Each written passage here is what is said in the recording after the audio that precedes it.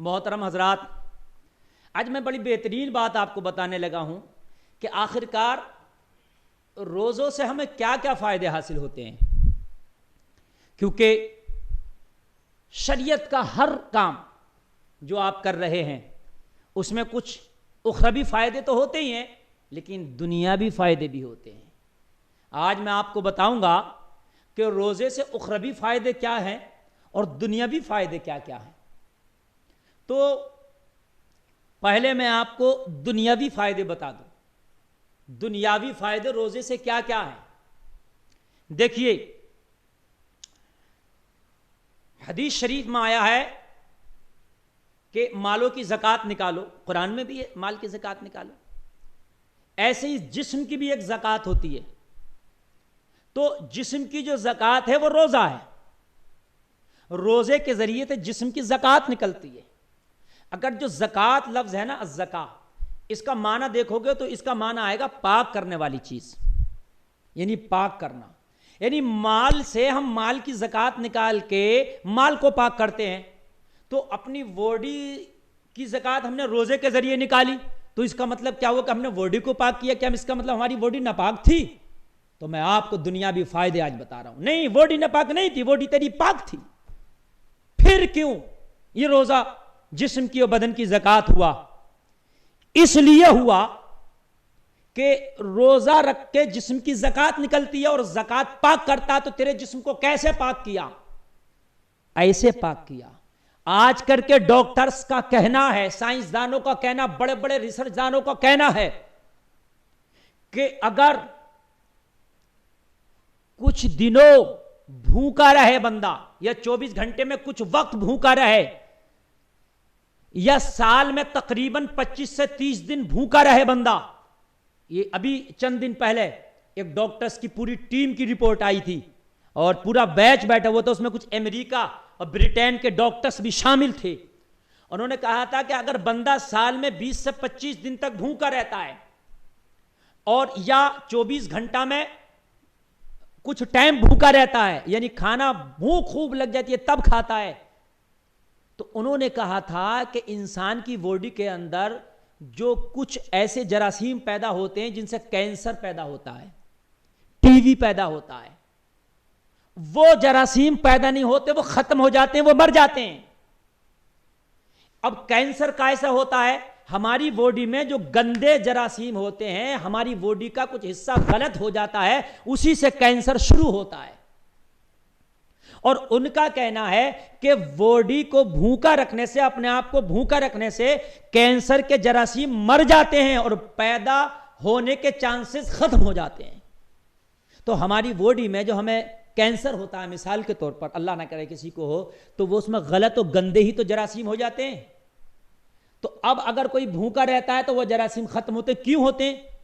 ڈاکٹروں کا کہنا، سائنسدانوں کا کہنا کہ جراثیم بھی جو ہیں وہ بھوکے نہیں رہ سکتے، انہیں بھی کچھ کھانے کے لیے چاہیے، تو وہ تیرے جسم میں تیری باڈی کو کھاتے رہتے ہیں اور بڑھتے رہتے ہیں، اپنی تعداد بڑھاتے رہتے ہیں، ایسے ہی وہ بڑھ جاتے ہیں۔ لیکن جب انسان بھوکا رہتا ہے تو انسان کی باڈی کو بھی کچھ کھانے کے لیے چاہیے۔ جب انسان بھوکا رہتا ہے تو اس کی باڈی کو کچھ، اب کھانا تو ہے نہیں جو اس کی باڈی کھائے، تو پھر کیا کرتا ہے؟ وہ جو گندے جراثیم ہوتے ہیں نا، باڈی انہیں کھانا شروع کر دیتی ہے اور انہیں کھا جاتی ہے باڈی، اور کھانے کے بعد ان کو ختم کر دیتی ہے۔ تو اگر وہ جراثیم ہوتے تو ختم ہو جاتے ہیں، اور اگر نہیں ہوتے تو پیدا ہونے کے چانسز ختم ہو جاتے ہیں۔ تو رمضان شریف میں جو ہم روزہ رکھتے ہیں وہ تو ہم بالکل نہ کھاتے ہیں نہ پیتے ہیں، اور پورا 1 مہینہ ہم روزہ رکھتے ہیں۔ جب ہم 1 مہینہ پورا روزہ رکھیں گے تو 1 مہینے کے روزے میں ہمارے جسم میں جو غلط جراثیم پیدا ہو گئے ہوں گے، آج کے ڈاکٹرز کے کہنے کے مطابق، آج کے سائنسدانوں کے مطابق، ان جراثیموں کو ہماری باڈی کھا جائے گی، اس لیے کہ صبح سے شام تک نہ کچھ کھانا ہے نہ کچھ پینا ہے، باڈی کو کچھ نہ کچھ چاہیے ہوتا ہے۔ تو وہ جو گندے جراثیم ہے، جو باڈی کے پارٹس، ہمارے جس پارٹس میں وہ گندے جراثیم چل رہے ہوتے ہیں، باڈی ان کو کھا جائے گی، اور جب ان کو کھا جائے گی تو پھر کینسر جیسی مہلک بیماری ہمارے اوپر سے ٹل جائے گی اور اس کے چانسز ختم ہو جائیں گے، کم ہو جائیں گے۔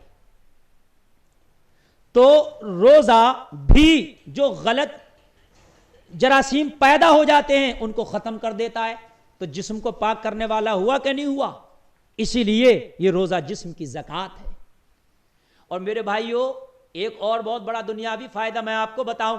روزہ رکھنے سے بہت سے میرے موٹے بھائی ایسے ہیں، موٹی بہنیں ایسی ہیں جن کے بہت زیادہ ویٹ بڑھ گئے، وزن بڑھ گئے، پیٹ بہت زیادہ نکل گئے، چربیاں نکل گئی ہیں، طرح طرح کی دوا کھاتے کھاتے پریشان ہیں، حکیموں کو پیسہ دیتے دیتے پریشان ہیں، ڈاکٹروں کو پیسہ دیتے دیتے پریشان ہیں. کمی نہیں ہو رہا. روزہ ایک واحد ایسا علاج ہے. روزہ رکھ کے دیکھو 30 دن کا، خدا کی قسم اگر تمہاری پیٹ کم نہ ہو جائے تو کہنا، تمہارے وزن کم نہ ہو جائے تو کہنا، تمہاری چربیاں گھٹ نہ جائیں تو کہنا. جو علاج کر کر کے تھک گئے ہو نا وہ روزہ رکھیں. جن کے جسم بہت زیادہ موٹے ہو گئے، بڑھ گئے نا، وہ روزہ رکھیں. بلکہ میں تو ان کے لیے یہ پیشکش کروں گا اور میرے مشورہ ہے ان کے لیے کہ رمضان کے تو 30 روزے رکھیں ہی رکھیں، رمضان کے علاوہ بھی روزے رکھا کریں. جیسے میرے نبی صلی اللہ علیہ وسلم پیر کا روزہ رکھتے تھے. اور میرے آقا سے پوچھا آپ کیوں رکھتے؟ تو فرمایا اس دن میری ولادت ہے، میں اپنی ولادت کی خوشی میں یہ روزہ رکھتا ہوں. اس حدیث سے میرے نبی کی ولادت کی خوشی منانا بھی جائز ہے، کیونکہ میرے نبی روزہ رکھ کے اپنی ولادت کی خوشی مناتے تھے. میرے نبی پیر کا روزہ رکھ کے اپنا میلاد مناتے تھے. تو آپ پیر کا روزہ رکھنا شروع کر دیں، ثواب کا ثواب، نبی کی سنت کی سنت، نبی کی ولادت کی خوشی، اور تیرا وزن کا وزن کم ہوگا.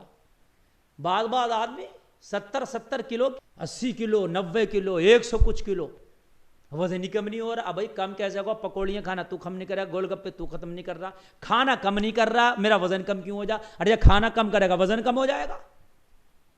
اصل میں ہوتا کیا؟ وہی جو میں نے بتایا، باڈی کو کچھ نہ کچھ کھانے چاہیے ہوتا، اور تم اس کا کھانا اس کی لمٹ سے زیادہ دے رہے ہوتے ہو تو باڈی لمٹ سے زیادہ تیرا وزن بڑھانا شروع کر دیتی ہے.